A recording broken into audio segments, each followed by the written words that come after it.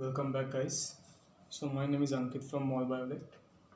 Today I'll be going through that how remdesivir works and also some tidbits about the resistance acquired by this virus, because this virus is getting resistance and is mutating more often. So let's start with a study first. Susceptibility of the antiviral remdesivir. It is mediated by viral polymerase and the proofreading exoribonuclease. So let's start. Now, I don't know if I have already explained this in my previous video, but the predicted mechanism of the action of remdesivir, it is the mechanism of action of remdesivir, is through incorporation of the active triphosphate into the viral RNA. Therefore, the hypothesis is further tested by using this GS5734, this is basically remdesivir, okay, catalog name. And it was said that it would inhibit coronaviruses at a very early stage in the replication cycle. So this was what we already know. Now, in limelight to determine this statement that I have already mentioned, okay, I will just say one thing. All these information I am sharing with you is from international journals and research papers which are already published, and they give us more insight into the research and drugs for the novel coronavirus. So for this to be done, what we done is that we have also some virus known as murine hepatitis virus. So for this to be done, coronavirus sample and the murine hepatitis virus samples are taken, and then they are infected on cells in vitro along with virus titer of something around 1 PFU per cell was added to make one cycle of infection, and then they were treated with 2 micromolar of remdesivir at 2 hours interval from 2 hours of the pre-infection to 10 hours post-infection. That is, I am giving remdesivir before the infection and after the infection as well. Okay, so let's after this all results were found, and less valid results were obtained when remdesivir was added post infection, 8 hours post infection. So what I am trying to say is that remdesivir is only able to stop this viral replication if it is applied at the early stage of replication of the virus inside the host cell. Otherwise it's like penicillin. Okay, that penicillin, in case of bacteria, if you add penicillin later, it doesn't affect much, but during the growth cycle, if you affect penicillin, it does a lot of damage, although penicillin is out of the list nowadays. Now, after this, viruses that lacks the exo-N mediated proofreading, they are more sensitive to treatment. This exo-N mediated proofreading is basically the exoribonuclease.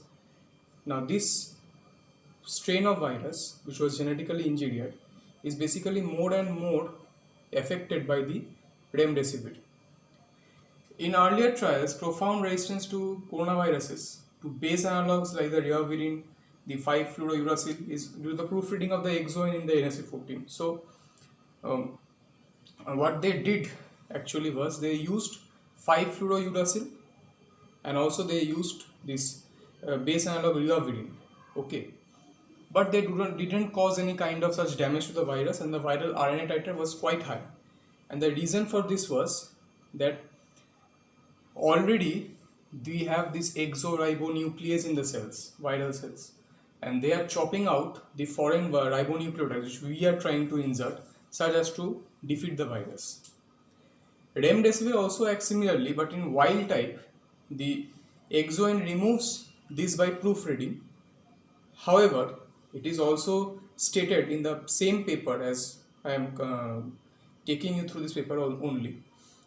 In the same paper, it was already told that although this remdesivir can be replaced, but it has a different relationship with the coronaviral replicase and the template RNA compared to the other base analogs, like I have already said, the 5-fluorouracil and also that ribavirin. Okay. Now, along with this, there is also one more thing that needs to be studied.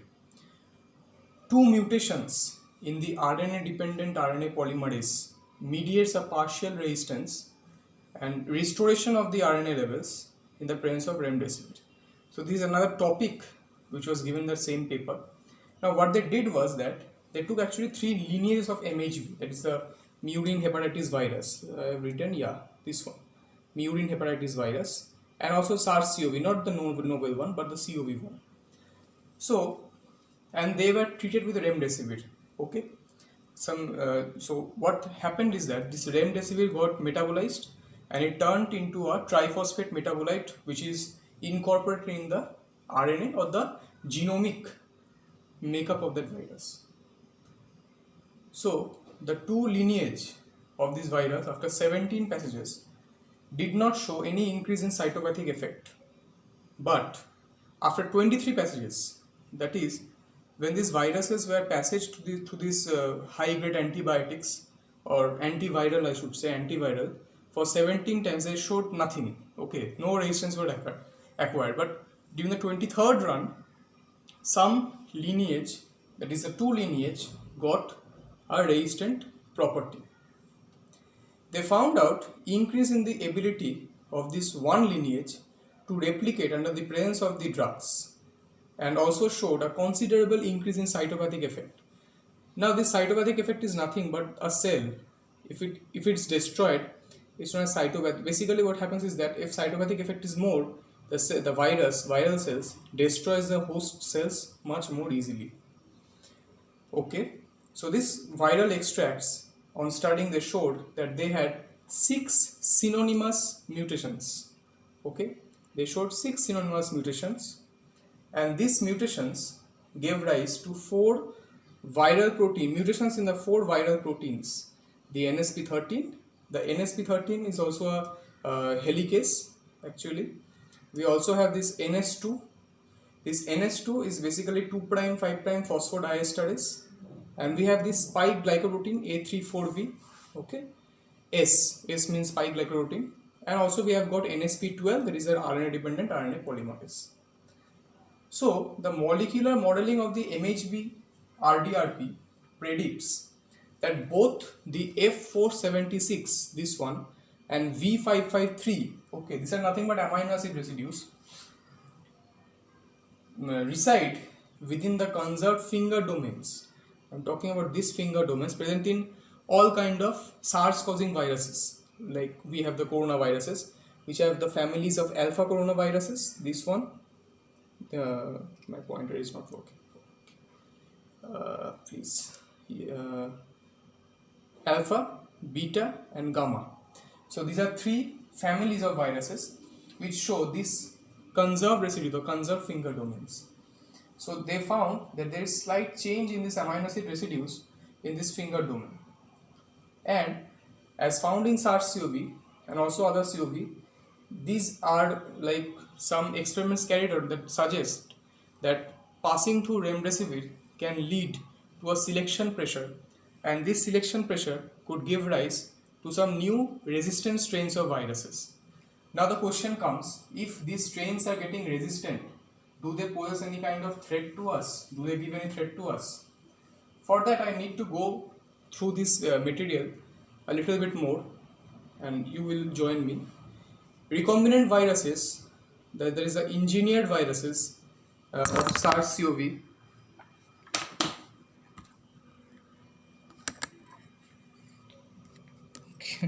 Nothing. My camera, it fell from the stand right away. I got scared. Okay. বইয়ে হেলাম দিয়ে রাখা খুব ঝামেলা দেখি. Oh, sorry for my Bengali language though.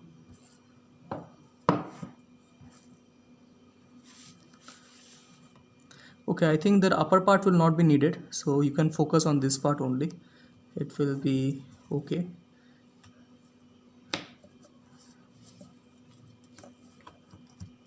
Yes. Very much sorry for this. Okay, let's do this.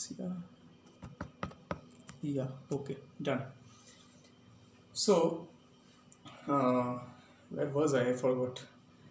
So the recombinant viruses, like the engineered viruses, are made, that is SARS-CoV containing this F476, and V553, they were made because obviously because we are passing through some antivirals and then they are causing this mutation. So some viruses are getting the mutation, so we may have to make lots and lots of viruses to get a good viral titer to carry on the experiment. So genetically engineered F476 and V533L were carried out, and also they were carried out in a unique fashion. If there is both mutation in this F476 and V553, both of them are present, then there is a resistance. But suppose if only F476 is present and not V553, or V553 is present but not F476, this lead to a virus which is not that much resistant. This is the idea. Okay. So although high concentration of remdesivir, which is non-toxic to us, can prevent the virus from showing high titer and inhibited it with great efficacy, also this same study showed that virus mutations were slowly lost once the treatment with low levels of remdesivir was stopped. So what happens is that this study shows us that this virus, SARS-CoV, and also the same lineage as nCOV-2, when they are treated with remdesivir in a fairly high concentration, then they can inhibit these resistant types also. If it contains these mutations F476 and V553, if they contain these resistant mutations also, then also our drug remdesivir, that is a G5734 remdesivir, it can clearly eliminate these viruses. The virus titer is quite low, and also it can attenuate it. So to gain an insight into this pathogenic potential of GS5734 resistant viruses, as a remdesivir resistant viruses, they directly compared this wild type SARS-CoV, as they have taken, and the SARS-CoV which contains this both of these mutations present. So once they did, they used a non-lethal high dose of 10 to the power 4 PFU and a low dose of 10 to the power 3 PFU inoculation in a well-characterized mouse model. And once they did so, what happened is that they observed that in case of humans, also in case of mouse, that mouse infected with this high dose of F480L and V557 or V553L, actually SARS-CoV lost significantly less weight, okay, than the wild type. So SARS-CoV infected mouse at 2 days post-infection, lung viral titers are significantly low and are quite similar actually to the wild type. This suggests that remdesivir remdesivir resistant virus is actually attenuated in vivo. Okay, this is one of the conclusion. Although the result of decent bioinformatics, they show that this virus is mutating at a very fast rate, and it's towards something positive selection pressure it's going to.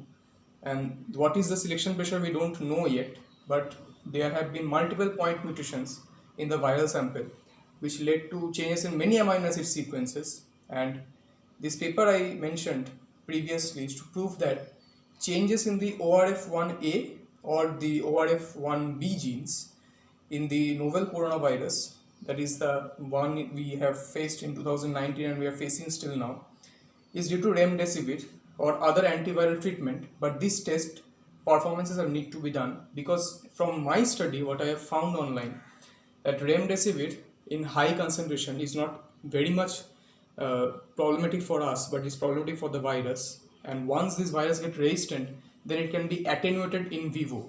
Okay, this attenuation properties are very good finding, and that's why I'm sharing this paper with you guys. Now coming to stats, this part you should see. We have currently up till today morning 30,281 deaths globally and 6,63,800 affected individuals, as said by some websites. So these are positive cases. The total positive case around the world is 21 times than the reported deaths due to COVID-19 mortality. That is 27 deaths reported in India. So projected will be like 27, because this is the mortality rate, and this is basically 21 times 30,281 into 21 gives somewhat around this 6,63800. And in India this will be like, we have 27 deaths right now, So 27 and 21 times whatever it comes, it is actually the number of tested positives. Okay, so basically this 27, 21, whatever it comes, I have not done the maths, I won't do. Basically it is less than what is happening globally. The actual number of tested positives as of now is 1114. Okay, please refer to news because this is quite old info. I am recording it now. It was of morning info. So 1140, there is 2 times the predicted number. Hence, as of now, we are moving well with tests and our mortality rate is half the global average, we can say. So we need aggressive screening to identify the asymptomatic individuals. Now, yeah, we do have this problem, the asymptomatic individuals. Now, these asymptomatic individuals are nothing but people having the virus, but they are showing no symptoms. Okay, the virus is using the host and is hidden within the host in such a way that it is not being identified by people using thermal scanners as we are using right now. So if these screenings are done, this will bring down the death ratio even more. Okay, so we are trying to curb this curve actually, and this curve should be curved down. I am going to this later. So basically the strategy will be to not to go out first of all, and very much aggressive screening is needed for this coronavirus. And also please don't go out. If you are going out amidst this all conditions for doing some kind of marketing or something like that, you are risking yourself and also you are risking other individuals who are contacting with you or they are living with you, for example. So please don't do that. You can stay at home, you can play with your balls. I mean red balls, white balls, or someone's hair, I don't know. But don't go out. Okay? And also, after all these things, as I have told, let's come to this one, this graph. So everyone is talking. I think I don't need to make this video because everyone has already covered this part. So we have got some mortality graph. Okay, it's very rough. Okay, I'm not actually mentioning it very properly. Basically, this is the mortality and this is the number of days. And as we find, this is the curve which is predicted. Okay, this is the curve if you are going out. If you are going out, this death curve, this mortality curve will spike up like this. But if you are following the government rules, then this mortality curve can be placed somewhere over here. And once you are not going out, this curve can be brought down, because as you are giving more and more time, less and less people are dying, more and more research is going on. We can find out even more good antivirals, or we can find out essential therapies or even vaccines, and we can make herd immunity. You have heard about this HERD, herd immunity. So once this herd immunity is achieved, we don't presume that there would be any viral outbreaks further. Although this virus is like a seasonal flu, okay, it appears like a seasonal flu, but once the herd immunity is developed, then it will be nothing. For example, we have the seasonal flu, the influenza virus, okay. We are not rather that much bothered with that because we have already developed immunity. We have already got medicines for that. For this also we need time for getting the medications and vaccines. So please don't go out, stay at home, avoid going out, and try to limit yourself from the outside surroundings. Try to limit yourself. And also the last thing is next video topic. On next video or the upcoming video, I'll be talking about how the vaccine for coronavirus is recently developed by a lady who is an Indian, and I will go through the details. I have not studied the paper till now. I will study the paper, I will analyze it, then I will show you the basic info on how it works. So as for now, Ankit out. Thank you for watching Molbiolect. I hope you are liking this video series about the coronavirus. Please like, share, subscribe. Do subscribe. Please subscribe and comment down below if you have got any doubts or somewhere maybe I am going wrong. Okay, I am not explaining you wrong, it may happen. Don't trust me blindly. Do your own researches, and yeah, I will provide the paper heading, okay, not the DOI, the paper heading in my description. You can go check it out, and do visit my channel, subscribe and share this knowledge to others, and ask others to subscribe as well, so that they get updated with the latest info as I am sharing it. Thank you. Bye.